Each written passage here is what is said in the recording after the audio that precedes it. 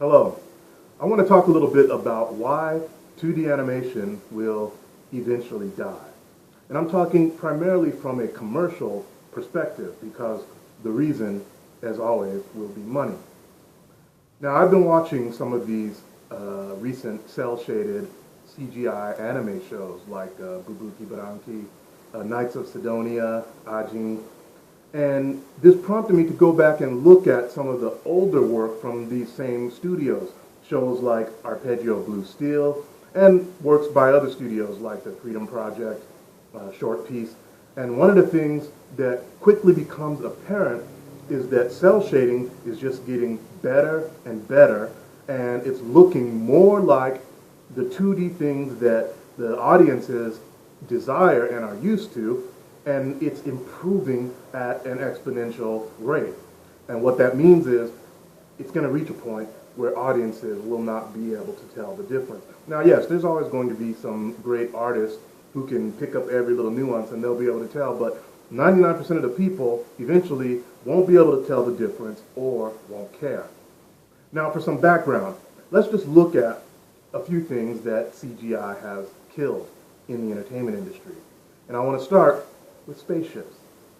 You know that in the old days, in both movies and TV shows, spaceships were done with very large, huge scale plastic models. And these models had to be hung on a rig with a special motion controlled camera that would move around the model to get that smooth motion for how the ship is flying through space. And then, not only that, they had to shoot it in multiple passes to get the different lights, to get the glowing parts of the ship. Overall, it was a very slow, tedious, and expensive process. Then along comes CGI. CGI meant not having to build these models, which probably in and of itself was not a great expense, but not having to hang them, rig them, hanging them from the ceiling to blow them up so that the particles fly at the camera was both expensive and dangerous. But CGI comes along, and now you can do all these things, and it just gets cheaper.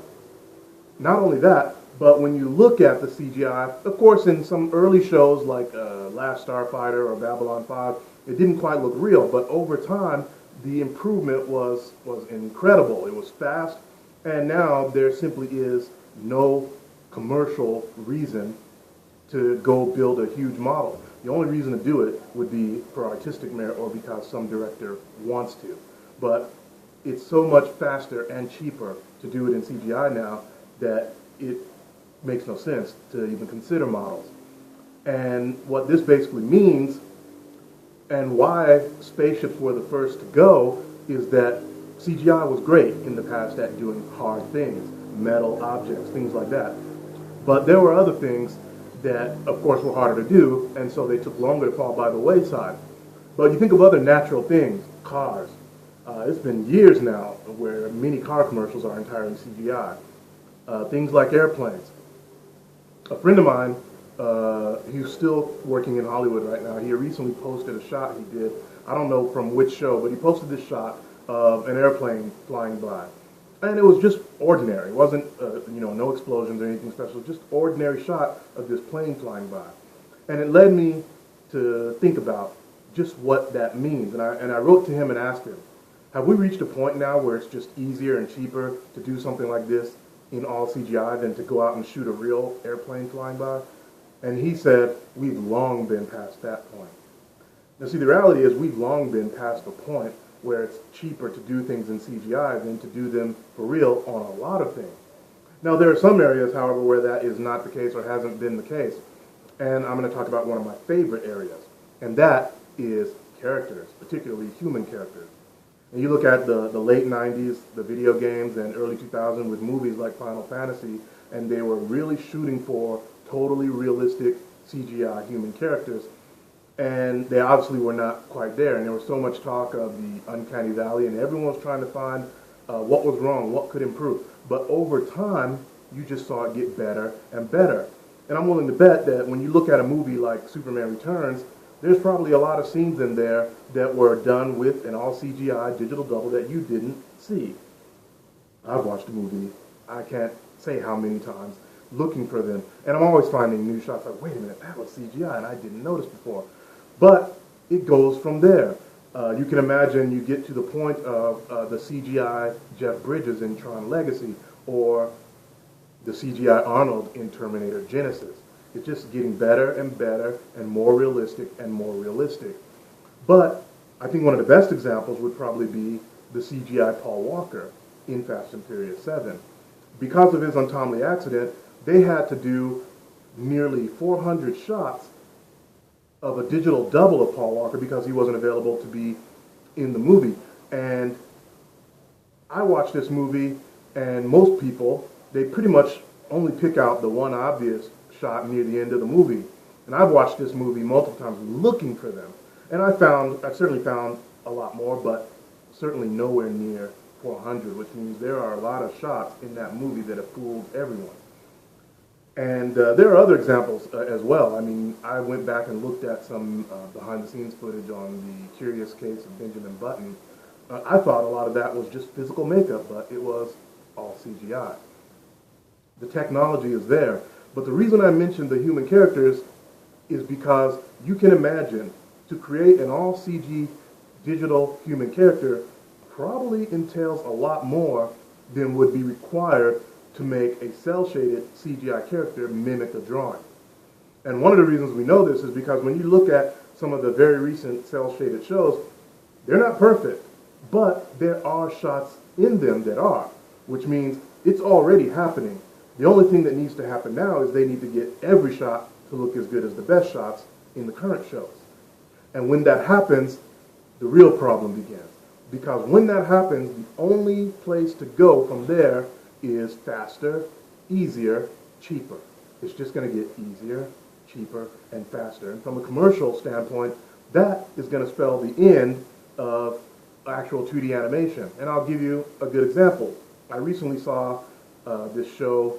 It was a Gundam show. There's so many Gundam shows. I haven't been into giant robots in a while, but they decided to bring back hand-drawn mecha. And it looked brilliant. I mean, it was beautiful work. But it was also terribly expensive, and I heard they lost their shirts on that endeavor. Now, what's going to happen when you have all of these cel-shaded shows getting better and better, and audiences can no longer tell the difference? There will be no commercial reason to do it in true 2D. You see, you always hear when it comes to movies or any type of artistic endeavor, they always say it shouldn't be done by committee, but as we all know, anime really is done by committee. And when you have these committees and these old men who run the publishing companies and the TV companies and so on, and they're going to look at these examples of doing something in real 2D or doing something in cel-shaded, and they're going to say, now wait a minute, this one costs $50,000 per episode, but this one costs $300,000 per episode, and they look exactly the same. Well, of course, we're going to go with the $50,000 per episode, and that'll be it. You see, the problem is 2D has only gotten more expensive over time. It's never gotten cheaper. If you read a book like Disney, The Illusion of Life, you realize the financial problems that Disney had with 2D feature animation because it only continued to get more expensive. There has never been any innovation which has made it cheaper and easier. And it's more expensive now than to do a full CGI Pixar style film. And 2D is going to continue to get more expensive. It will never get cheaper. I mean, yes, I'm aware that there are some developments on tools that do automatic in-betweening, and of course there's Flash, but you know, Flash has numerous limitations that still require drawing, and there's no technology that will ever make a human draw any better or draw any faster. To draw more means more time and more manpower. There's no escaping that. And so what's going to happen is the CGI cel-shaded stuff is going to become cheaper per episode than even Flash. It has to happen because everything else in CGI has gone in that direction. The thing about CGI is everything you develop is infinitely reusable. That's not the case with Flash. I mean, if you want to do a head turn, you have to do some new drawing. And no matter what it is that hasn't been done before, you have to do some new drawings. But CGI builds and builds. I mean, you make certain cars or certain suits. You don't have to do those again, ever.